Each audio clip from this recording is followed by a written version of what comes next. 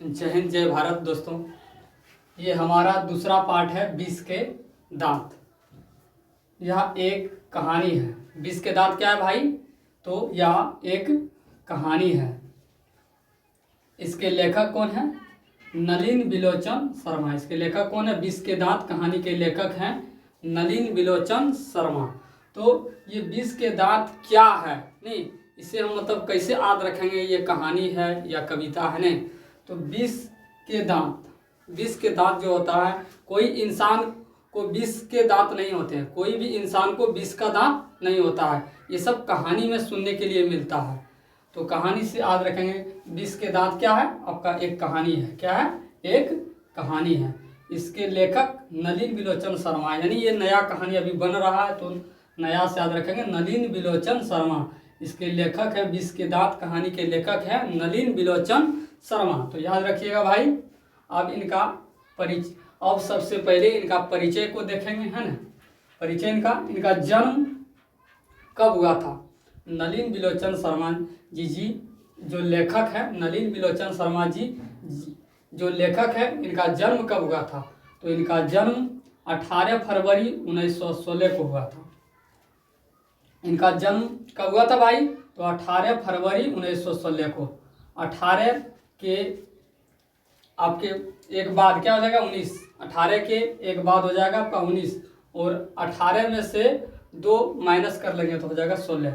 18 में एक बाद कर लेंगे तो 19 हो जाएगा, और 18 में 2 घटा लेंगे तो हो जाएगा आपका 16। इस प्रकार इनका जन्म हुआ था 18 फरवरी 1916। इस प्रकार से याद रखेंगे। और कहाँ हुआ था? तो अपने पटना के बदरघाट में हुआ था। अपने पटना के बदरघाट में इनका जन्म हुआ था नलिन बिलोचन शर्मा जी। इनके पिताजी का क्या नाम था? ये दोनों क्वेश्चन एग्जाम में कभी नहीं आया है, यानी उतना इम्पोर्टेंट नहीं है, यानी ये 0, यानी ये पूछने का चांस ये दोनों क्वेश्चन को नहीं, यानी 0 बार पूछने का कोई भी चांस नहीं है। इनका फिर भी कहानी में है तो इनको हम समझ लेंगे, देख लेंगे। इनका पिताजी का नाम है महामहोपाध्याय पंडित रामावतार शर्मा। इनके पिताजी का क्या नाम है? इनके पिताजी का नाम महामहोपाध्याय पंडित रामावतार शर्मा। और इनके माताजी का नाम है रत्नावती शर्मा। इनके माताजी का नाम है रत्नावती शर्मा। चलिए आगे की ओर अब देखते हैं। अब इनके रचनाएं को देखते हैं। इनके सबसे इम्पोर्टेंट रचना है दृष्टिकोण। इनके सबसे इम्पोर्टेंट रचना है दृष्टिकोण। यानी एग्जाम में ये पूछा गया है कि दृष्टिकोण किसकी रचना है? दृष्टिकोण, ये जो रचना है दृष्टिकोण, ये किसकी रचना है? तो दृष्टिकोण रचना है आपका नलिन बिलोचन शर्मा जी का है। दूसरा इम्पोर्टेंट है आपका रचना इनका साहित्य का इतिहास दर्शन। साहित्य का इतिहास दर्शन। और आगे है आपका मानदंड, और आगे है दूसरा प्रेमचंद। फिर आगे इसके बाद आता है संत परंपरा और साहित्य। इनके द्वारा ये सब सारा रचना लिखा गया है। तो एग्जाम में आपको 2 को याद रखिए, हम तो नहीं कहेंगे 4 याद रखिए, 2 ही को याद रखिए आप, दृष्टिकोण और साहित्य का इतिहास दर्शन। ये पूछा गया है ज़्यादा बार, इसका चांसेज भी ज़्यादा है। चलिए अब कहानी की ओर बढ़ते हैं।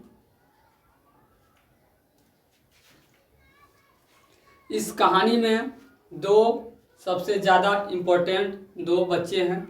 इस कहानी में सबसे ज़्यादा इम्पोर्टेंट 2 लड़का है। क्या है? 2 लड़का है। एक का नाम मदन है और दूसरा का नाम खोखा है। एक का नाम मदन है और दूसरा का नाम खोखा है। क्या? खोखा है।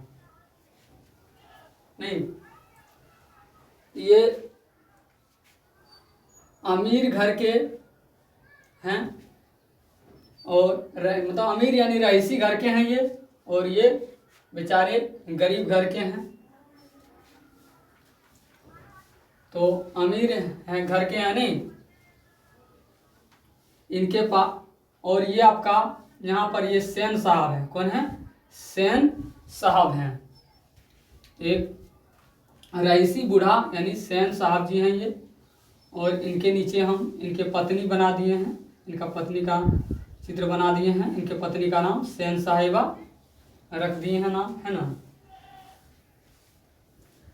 तो ये रईसी हैं यानी अमीर घर के हैं, तो इनके पास एक गाड़ी है, क्या है, एक कार है, और वह कार आपका किस रंग के है, तो काले रंग के। एग्जाम में आएंगे नहीं कार किस रंग का था, नहीं कार का रंग किस रंग का है, तो कार का जो गाड़ी का रंग है यानी कार का जो रंग है वो काले रंग के हैं। और पूछेगा ये कार जो है कितने प्राइस का है, तो ये आपका 7500 रुपये का ये कार है। इनका ये ड्राइवर है, सैन साहब का ये ड्राइवर है, रईसी घर के यानी अमीर घर के हैं, तो ड्राइवर रखे हैं। ड्राइवर क्यों रखे हैं, तो इनके पास एक कार है इसीलिए ये चलाने के लिए ड्राइवर रखे हैं सैन साहब जी, है ना। बड़े ये मतलब जो है बूढ़ा रईसी है। चलिए आगे। और ये आपका मदन का पिताजी हैं जिनका नाम है गिरधर लाल, और इनके भी फैमिली है, शादी हुआ है, इनकी पत्नी है मदन की माँ यानी, और ये मतलब मदन है यानी गिरधर का बेटा। और ये खोखा जो है सैन साहब का पुत्र है। खोखा का और दूसरा नाम से कांसू के नाम से भी जाना जाता है। किस नाम से जाना जाता है, कांसू के नाम से भी जाना जाता है इन्हें। एक बार क्या होता है, इनके यहाँ इनके कोई रिश्तेदार इनसे मिलने के लिए आते हैं सैन साहब से, तो नहीं इनके दरवाजे पर क्या करते हैं, गाड़ी लगाते हैं, और गाड़ी लगाने के बाद तो हर बच्चे की मन में ललक होता है गाड़ी को छूने के लिए, नहीं क्या होता है, छूने के लिए ललक होता है। तो गिरधर का बेटा यानी मदन जो है उस गाड़ी को क्या करते हैं, टच कर देते हैं। क्या करते हैं, टच कर देते हैं। टच कर देने के बाद गाड़ी को जो बच्चा है तो ये इसका ललक हुआ देखने का, तो गाड़ी को टच कर दिया। टच करने के बाद क्या होता है, ड्राइवर जो गाड़ी का था इन्हें मतलब जो है धक्का मार के इसको गिरा दिया। क्या किया, गिरा दिया। तो ये उठ कर ये बच्चा मतलब जो है धड़ाक से इनका कॉलर पकड़ लिया, डरा नहीं बच्चा ये थोड़ा सा भी।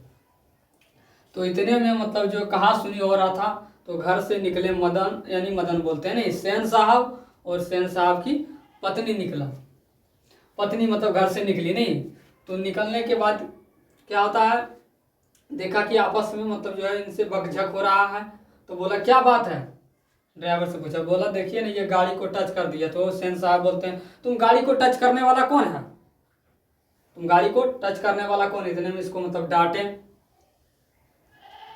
मदन को मारे भी होंगे शायद, है ना, जब ये खड़ूस टाइप के थे। तो इतने में क्या होता है, इनका माँ आ जाती है, मदन का माँ।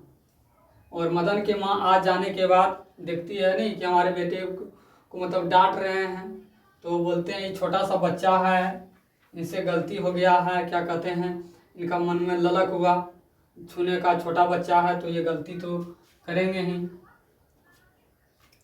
तो क्या कर सैन साहब क्या बोलते हैं, मदन की माँ मदन को ले जाओ, देखना फिर ऐसी हरकत ना करे।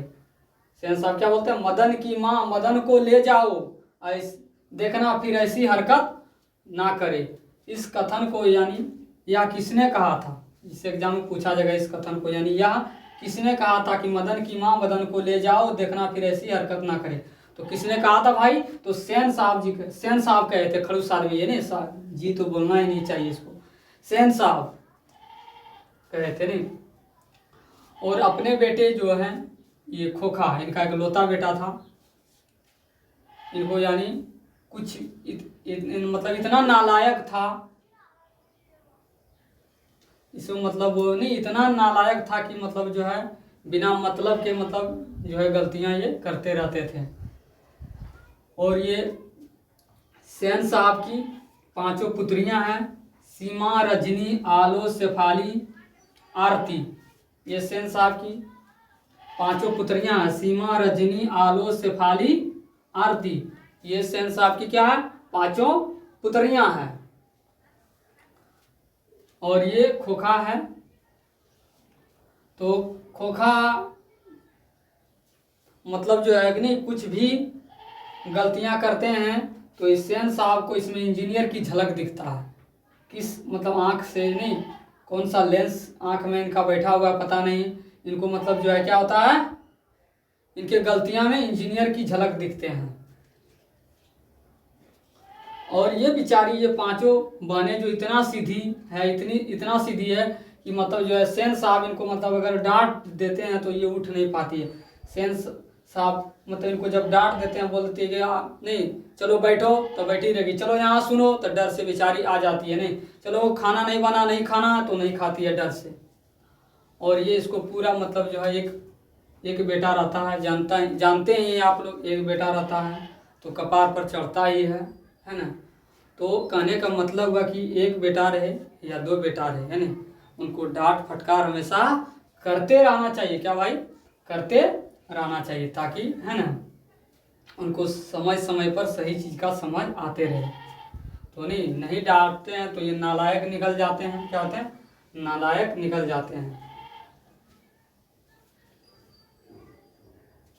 तो और देखिए आगे लिखा हुआ है पॉइंट, नहीं तो मतलब जो है क्या है, ये पांचों लड़कियां जो है ना सेन साहब की पांचों पुत्रियां जो है क्या है, कठपुतली, ये कठपुतली है। क्या है, कठपुतलियां हैं। क्या कठपुतलियां, कैसे कठपुतलियां हैं, कठपुतलियां बोला जाता है। कठपुतलियां किन्हें बोला जाता है, किसे कहा जाता है, जो मतलब जो है कि नहीं कुछ बोल सकती है, जिनमें मतलब कुछ जान ना हो, नहीं तो इसी प्रकार है, इनको कुछ भी डांट फटकार किया तो एक शब्द बेचारी नहीं बोल पाती है, तो एक तरह का क्या है, कठपुतलियां ही है। तो कठपुतलियां कौन है, कठपुतलियां कौन है, तो कठपुतलियां पुत्री है। कौन है, पुत्री है। अगला है चमक दमक किसकी है, सेन साहब की एक कार है और इनका कार ऐसी है कि इनमें मतलब चेहरा दिख जाता है, इतना चमक दमक का इनके पास एक कार है काले रंग का। और ये कार में मतलब इतना मतलब चमक दमक है कि आप अपने चेहरे को देख सकते हैं। तो चमक दमक किसकी है, तो गाड़ी की, किसकी है, गाड़ी की। अगला बिजनेसमैन या इंजीनियर, सेन साहब जो है ना खोखा को क्या बनाना चाहते थे, इंजीनियर बनाना चाहते थे। सेन साहब खोखा को इंजीनियर बनाना चाहते थे। क्या बनाना चाहते थे, इंजीनियर बनाना चाहते थे। खोखा को इंजीनियर कौन बनाना चाहते थे, सेन साहब। इंजीनियर किसे बनाना चाहते थे, तो भाई एग्जाम में पूछेगा इंजीनियर किसे बनाना चाहते थे, तो खोखा को। खोखा को क्या बनाना चाहते थे, इंजीनियर। खोखा को इंजीनियर किसने बनाना, किस मतलब जो है कौन बनाना चाहते थे, तो सेन साहब ने। क्या एक बार क्या किए, मतलब जो है अपने घर पर मतलब जो है एक बढ़ई को बुला लेते थे और ठोक ठाक वाला काम बढ़ई से इनको सिखाते थे। खोखा को नहीं, ये ठोक ठाक का काम करते थे। और नहीं तो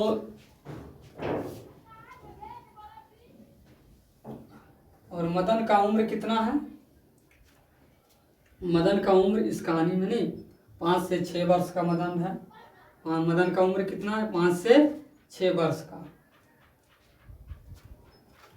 तो क्या हुआ, मतलब जो है नहीं खोखा को घर पर ही बढ़ई का काम में मतलब जो भागीदारी इसको लिया दिया गया, ठोक ठाक का काम ये करते थे। और जिसके एक बार क्या हुआ, इनके रिश्तेदार इनके घर पर आए तो ये गाड़ी का क्या किए, मतलब जो आपका लाइट होता है उसको फोड़ दिया। तो फोड़ देने के बाद आपका सेन साहब के रिश्तेदार जो है उनको बोले देखिए आपका बेटा ये कैसी कैसी हरकत कर रहे हैं। तो बोलता आप नहीं जानते हैं ये इंजीनियर है ना, कुछ ढूंढ रहे होंगे। तो वहाँ जाके लाइट पास पहुँचे तो देखिए, मतलब देखने के बाद बोलता है देखिए इसके अंदर ये कुछ खोज रहे थे, समझे ना, इंजीनियर हम इसको इंजीनियर बनाएंगे, है ना। तो मतलब जो इनकी हर गलती में, खोखा के हर गलती में इनको इंजीनियर का नज़र आता है, खड़ूस बूढ़ा को नहीं, सेन साहब को।